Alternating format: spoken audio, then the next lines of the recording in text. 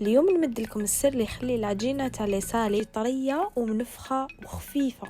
لي زانغريديون تلقاوهم في كل دار وطريقه التحضير تاعها سهله. تسحقوا فيها حبه بيض، كاس حليب دافي، غرفه سكر، غرفه خميره الخبز، 4 كاس زيت. انا نخلط ندير زيت زيتون وزيت نورمال. نتحداكم هاد لا روسيت ما تجيكمش لاباط خفيفه. الا ما نجحتلكش لا روسيت انا نرجع لك لي زانغريديون.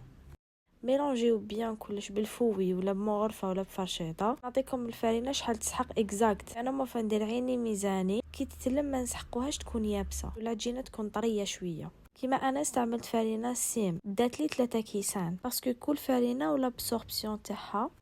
كاين لا ميور تاع تي 45. انتي عينك ميزانك كي تشوفيها تلمت ما تيبسيهاش خليها طريه. ابخي خليها دو كوتي تطلع تنفخ بيان. جيبيها كسري لها الخميره ديريها دي روندال. ابخي احكمي كاس، جيبي كاس يكون عندك تحبي لو فون تاعو يكون ضيق ولا عريض سا ديبونتي كيفاش راكي حابه البيتزا. ابخي عبزي هكا كيما راني نوريلكم في لا فيديو. خلو ان ترو في الوسط. جيبوا لا صوص طوماط تاعكم دو كل وحده كيفاش تحب تبريباري لا صوص طوماط. الا راكم حابين نمد لكم الوصفه تاعي قولوا لي في لي كومونتير نمدها لكم. ديروا لها واش عندكم في الدار، طون باتي شامبينيون واش تحب. دخلوها في الفوق، خرجوها.